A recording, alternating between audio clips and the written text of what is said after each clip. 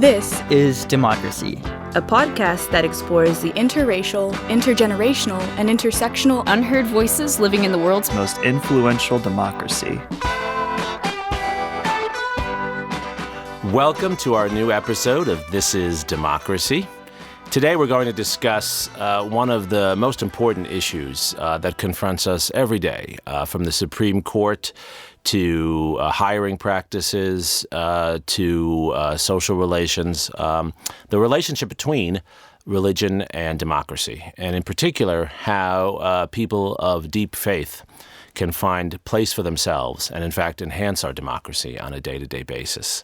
And we're fortunate today that we have two good friends, leading figures, and most importantly, I think, model citizens in many ways with us to discuss these issues. Let me introduce them at the top of the show. We have Alison Tate. Hi, Alison. Hello. Alison serves the Catholic Church in 25 counties in central Texas. So not quite as many counties as Beto has visited, but many counties. She's the Secretariat Director of Formation and Spirituality and the Director of Youth, Young Adult, and Campus Ministry activities at the Diocese of Austin. And she's coordinator for Region 10 of the Catholic Youth Ministry. So Alison is clearly a leader in the Catholic Church and particularly a leader in working with young people in the Catholic Church. And then we have my friend Sean Hassan here with us. Sean was elected to great acclaim to the Austin Community College Board of Trustees in 2016. And this is really one of the most important positions in Austin because Austin Community College is a gateway to opportunity for so many young Americans, so many young Austinites who don't have an opportunity. Sean has been doing fantastic work there, in particular creating an opportunity for childcare, right, Sean, for students who didn't have access before. Right. Parents who are currently ACC students who have children of their own, and who for whom childcare is critical to be able to take a test or get tutoring or study for an exam. So. Absolutely. It gives them an opportunity to study and their children to have an opportunity to get the care they need. And this was a big campaign issue for Sean. So here we have a politician who's actually followed through on a promise. Sean is also the first Muslim American elected in Austin, Travis County, and probably in Central Texas. And it's actually very hard to find many other Muslim Americans elected to office in Texas. And there are very few in the United States itself. There are a handful in Congress.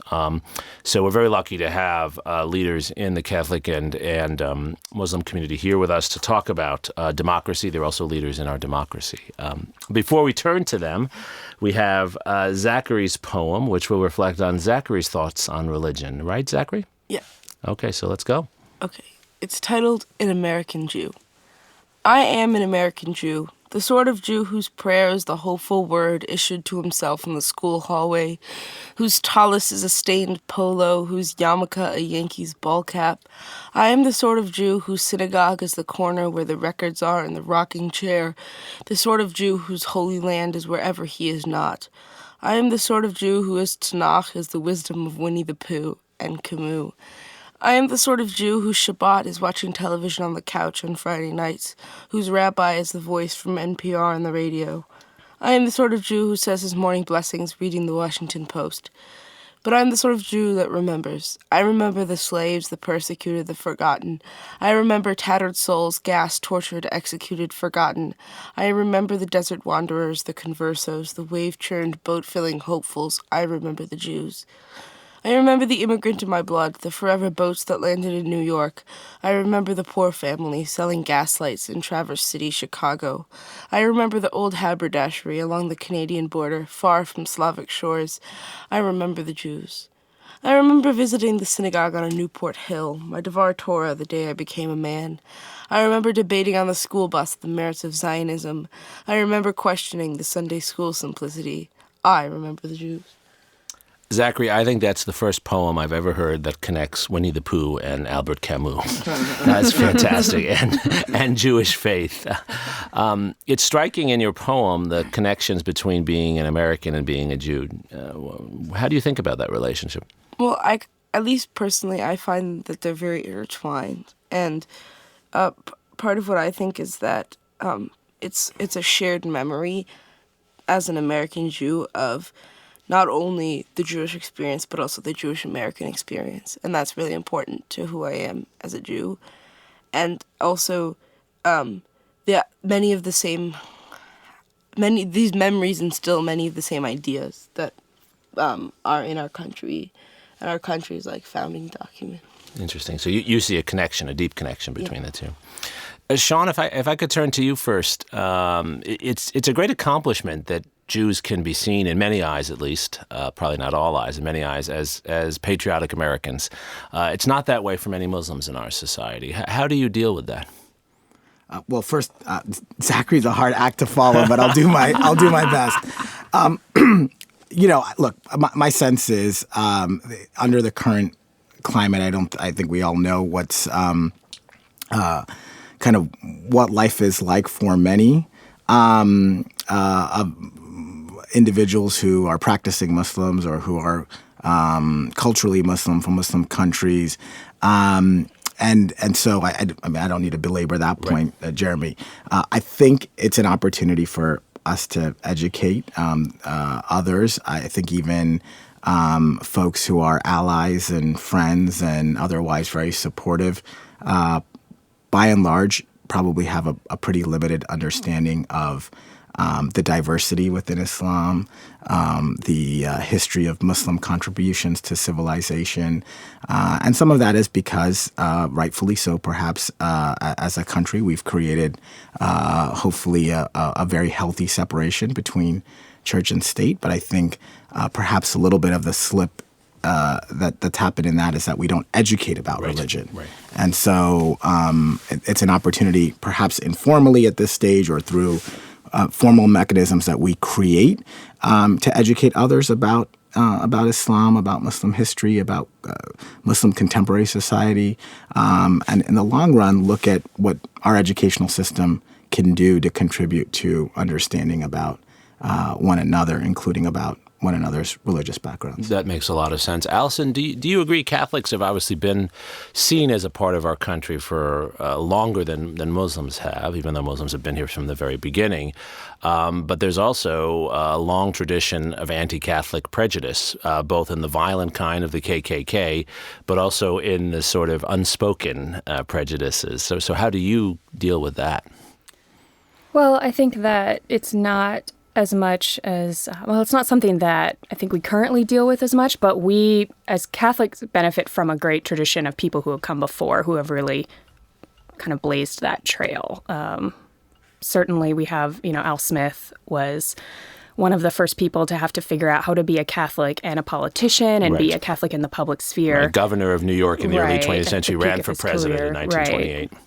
And then Kennedy also, he did it a little bit differently, but he sort of laid some groundwork there for that. But yeah, certainly now I think that Catholics have a pretty good, other than, we have concerns and definitely commitment to religious liberty.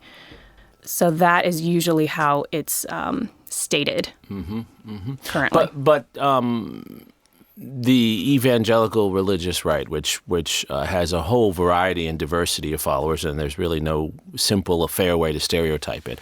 But there are elements of that evangelical religious right that seem to be very critical of the Catholic Church, just as they're critical of Muslim citizens. How do you react to that? How does the Church deal with that? These are fellow Christians in a sense, right? Right. Well, we generally fall back on our rich tradition of teachings. We have many, many social teachings that we fall back on. The nice thing about the social teachings of the Catholic Church is that they work and appeal to human reason just as much as they appeal to faith.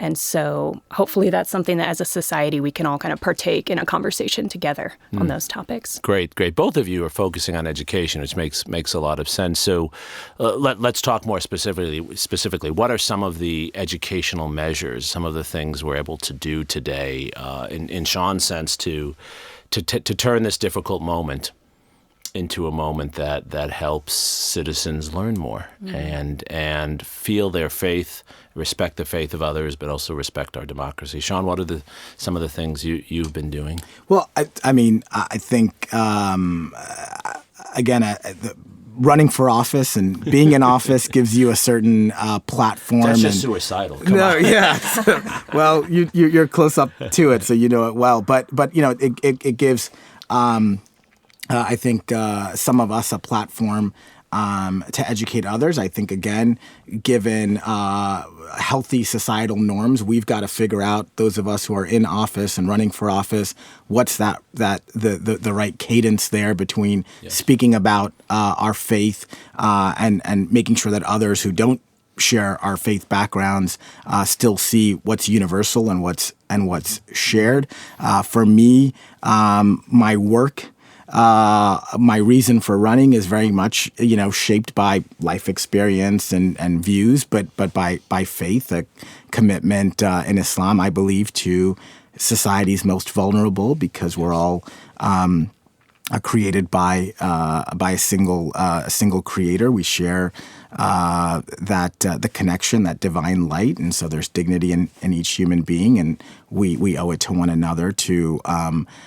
It's demanded of us in Islam that we look out for the most vulnerable. Our commitment to environmental stewardship, or however we understand our faith, I think our deeds and our actions for those of us in public life, certainly I imagine are shaped by it. So we've got that platform. We've got to the extent that any of us have a bully pulpit. I know we've got a little easel here, but we've got a platform to simply educate and if nothing else, hopefully to put a human face to this.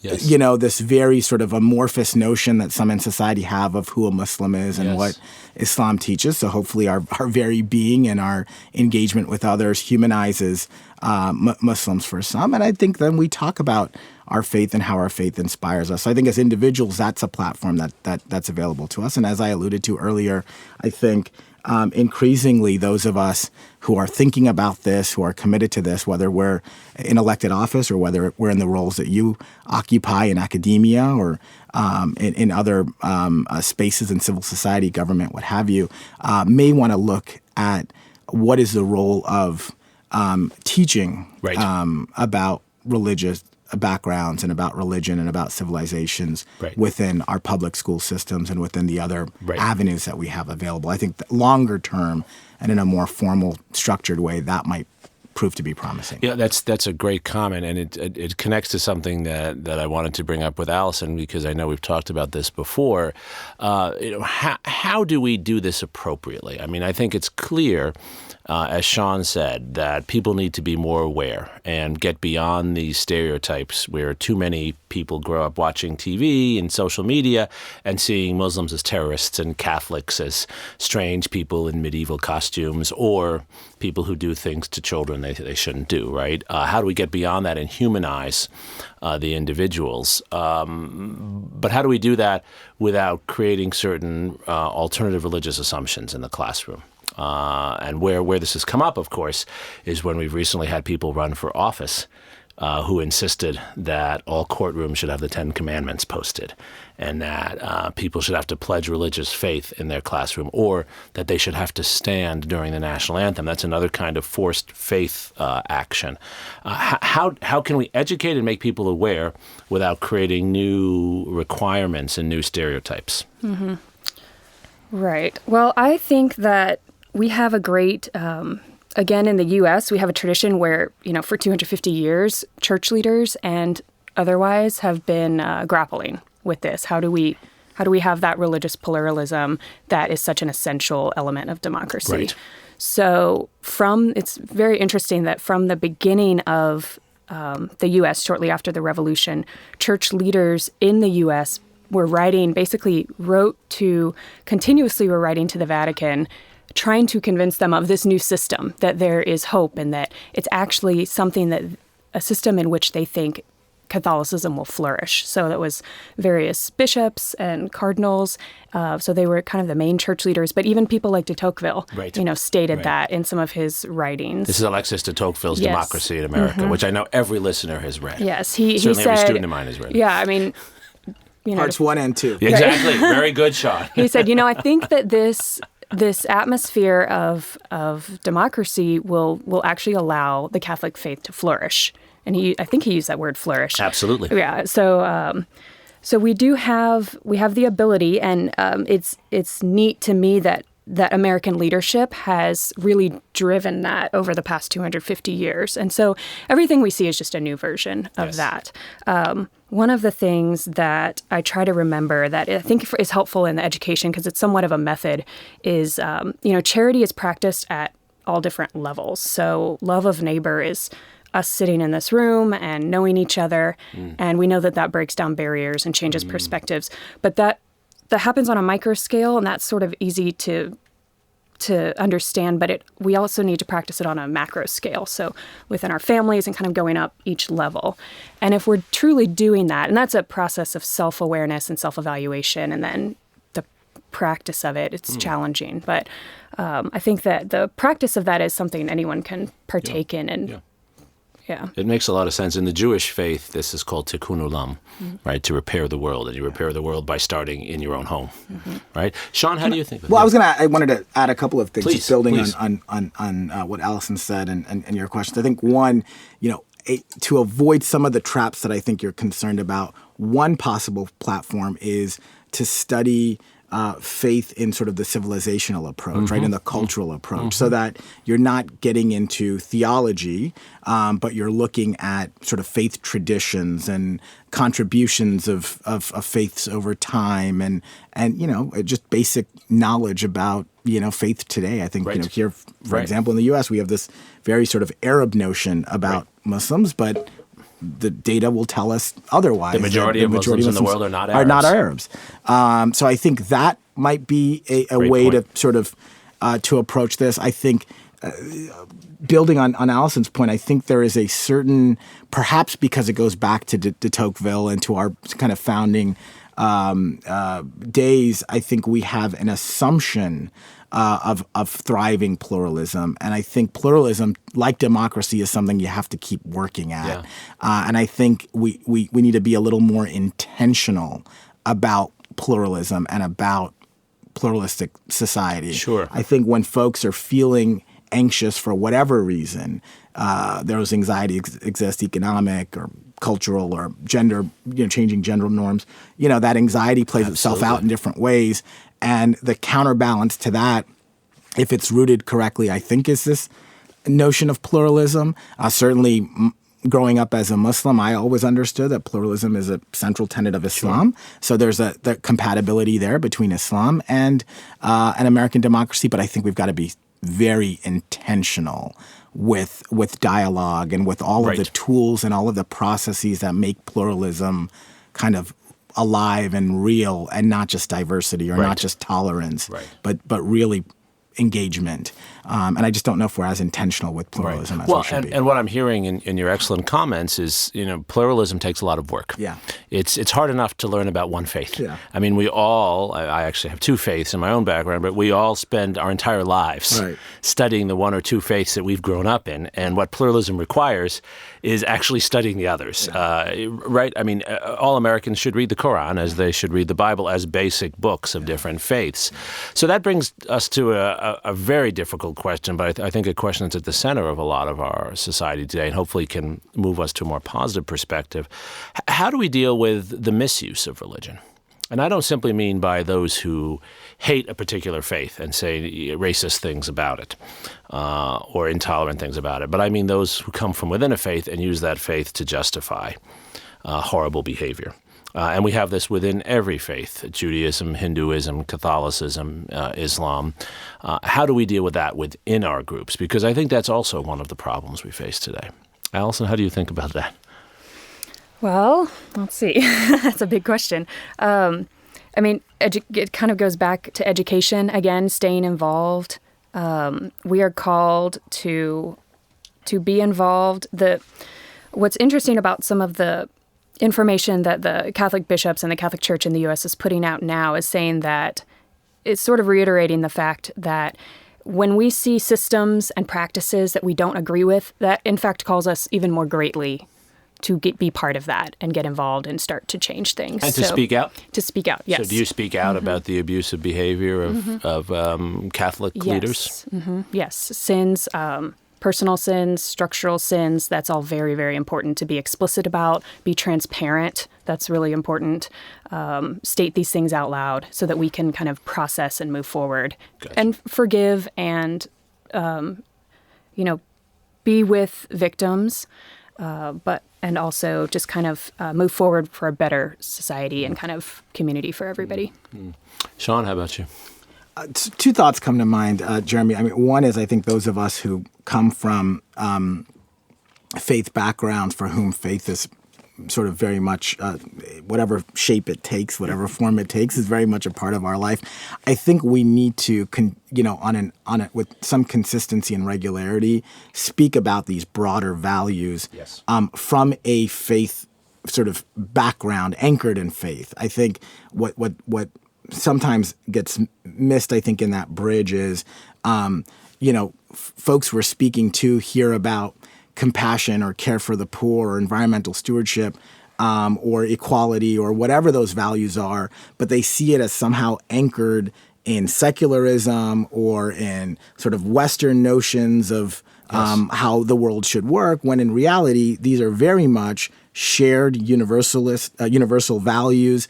Certainly as a Muslim, I believe that they're very much anchored in the tradition of Islam and the life of the Prophet. If you look at how sort of pluralism was managed in the Prophet's time, how conflict was resolved, how individuals from all backgrounds, women, slaves at the time were sort of treated. So these values are very much a part of the history, in the case of Islam, the history of Islam, and to me, the sort of core beliefs, they're rooted in the Quran. But I think that sometimes, and like you said, Jeremy, and we spend our whole lives learning about our own faiths, I think folks who are adherents of religion and religious worldviews aren't particularly familiar with their own history or these values. So those of us who have a responsibility to speak to these values from that sort of faith anchoring, as opposed to what may be perceived as a secular kind of standpoint. I think that to me would be huge. And then secondly, I think perhaps more obviously, it's looking at the conditions that make sort of extreme behavior likely. Is it really sort of someone's faith, or is faith being manipulated by others, and there's fertile ground because folks are living in poverty, and so they're so desperate. There's nothing to lose, unfortunately. And so they're prey to those who do have. Sometimes religion becomes an easy answer, just as it can be an easy excuse. I think both of your comments on values are so crucial, right? Because it does strike me that many of our contemporary debates about religion are debates about doctrine, not about values, right? And so one can have different doctrinal perspectives, but still share the values at the core that bring us together. And I'd love for us to spend the last 4 minutes or so on just that. What are the positive things happening out there? What are the things, especially our younger listeners, can see themselves doing, whether they're religious or not, whether they share one faith or another faith? What are the ways in which, in this moment when we seem to have lost our way and we need to find our values again, how can religion help us now, as it has in the past, to find our values and reinstill that sense of what our democracy is about? I know you've both thought about this. So, Alison, do you want to start? I think one thing is that we do have the opportunity to help people get beyond what the media hands us in terms of how we should think. And like Sean mentioned, that paradigm of our Western brains is us and them. It's very dualistic, good and evil, but we really all live in the gray all the time. And these values exist there in that interchange. And so I think that if we continue to just press the notion and help people practice that we are not just, it's not us and them, we're not separated, but we're one. The political cycle does nothing to help us get beyond that. We also see, in my work, I see a lot of young people who they're very, very open to social teaching and to these common values. And so we need to make sure that we are encouraging them as much as we can in that area. Unfortunately, we have not seen that, translate to voting participation in kind of the 20-year-old population. But I think so. Continue to see where those gaps are and try to fill them with specific work, and that's where you get to the specifics. And it sounds like what you're doing is you're using your spaces related to the church to create a separation from the constant barrage of negativity, right? And getting people to stop and think and see the values, and then hopefully take those into the voting booth and take those into their everyday behavior. Right, to apply them. But the idea is, we think about things differently, and we need to practice that. Right now, there's a synod on young people happening within the Catholic Church this month. And so that's a worldwide gathering of bishops who are advising Pope Francis on young people. It's the first time they've ever focused on young people as a topic. That's great. And so it provides great hope and optimism for sure.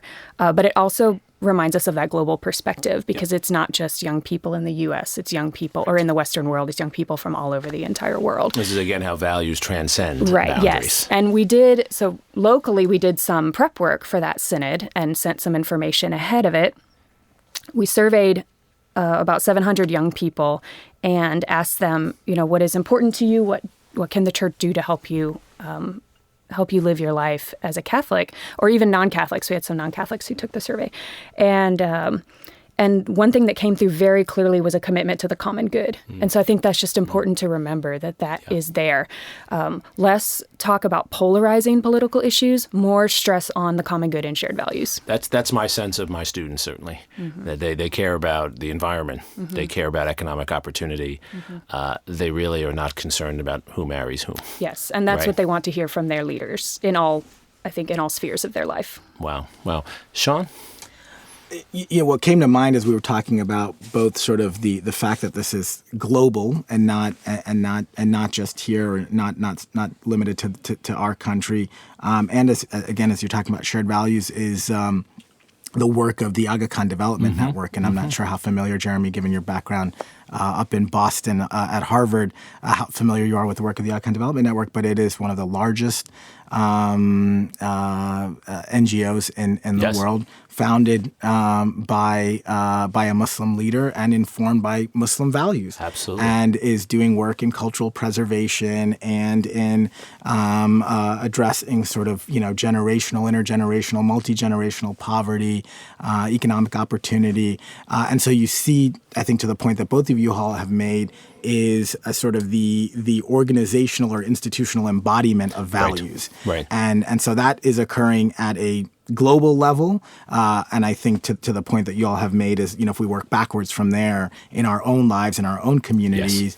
what does the embodiment of values look like here? It could be, the simple acts of service engagement of young people to say, look, this is for young Muslims to say, this is an extension of your faith, going out there and helping the folks in Florida or in Houston after Harvey, or whatever the case might be. Or it's also, as in your case, it's the local politics are just as important as the glamour of national politics. Absolutely. That kind of engagement that's doable. And day to day in the community college, where you're creating opportunity for people. Right. What could be more faith-based than that? Yeah. Right. So it's values in action. I think that ultimately, for both those who are within a faith tradition as well as those who are outside, it is how do you put values in action? And I think it allows others to then see the commonality and to be educated about what a faith really is about when they can see what it means. I think there's so much value in this conversation, which reminds us that faith is not really just about what we practice in our religious settings. It's about the values we carry forward. It's about the memories we bring. And it's about the ways we try to improve our institutions, not to make our institutions, our democratic institutions, more Jewish or Muslim or Catholic. Right. It's to infuse them with the values that at a core connect our faiths and connect the faith of our democracy, which is the notion of a common good, and improving people through free action, not through authoritarianism. I think this connects back to Zachary's poem, because I know it's always motivated me, and I think, Zachary, you were saying something similar, is the memory of my Jewish and Hindu ancestors. and knowing that they struggled and survived and made the world a little better. And every day that inspires me to feel, first of all, fortunate that I get to do what I do and to talk to people like all of you, but also the confidence that even though you can't see the results every day, that doing this kind of difficult work actually does in the long term make a difference. We're embodiments of that. Zachary, what are your thoughts on this? You get to close us out today. I don't know. I kind of feel that, well, one of the things that really stood out to me in our conversation was talking about how people use religion as, like, a means of achieving their own ends. And I think that's, like, really clear in Judaism, too, because, like, when I look around the world, I see a lot of, like, places where Jews are using religion, like, especially in the Middle East, to try and achieve their own ends. At least, not like as a whole, but certain Jews and certain groups. And I think that's sort of a very irreligious idea and I think that oftentimes it's the people who claim to be the most religious who are actually, not like the leaders who claim to be the most religious who least align themselves with those values. And that's the people who aren't trying to be the best Jew or the best Catholic or the best Muslim, but they're just trying to have those values and work their lives into them. Right, so the virtues of daily faith rather than pontificating from on top of the mountain, right? Mm-hmm. And that's part of what democracy is. I think our conversation today has really brought out in particular this notion of pluralism. And that pluralism is based on the intersection of values. The dream of the American founders and the dream of most religious leaders is not to have everyone think the same way. It's to have people who are diverse and come from different backgrounds find ways to work together to enhance their lives. And to see that as a strength, to view that as an inherent strength, as opposed to something that just is a fact of life that has to be navigated or tolerated or what have you. I think as a historian, I would say that has always been the greatest American strength, that we always have different groups and we find a way to work together, even in our most difficult times. I'm inspired by this conversation because I think it connects the brilliant thoughts of this group with a lot of what I see young people trying to do every day, and our future is bright because of this. Thank you for joining us. This is Democracy.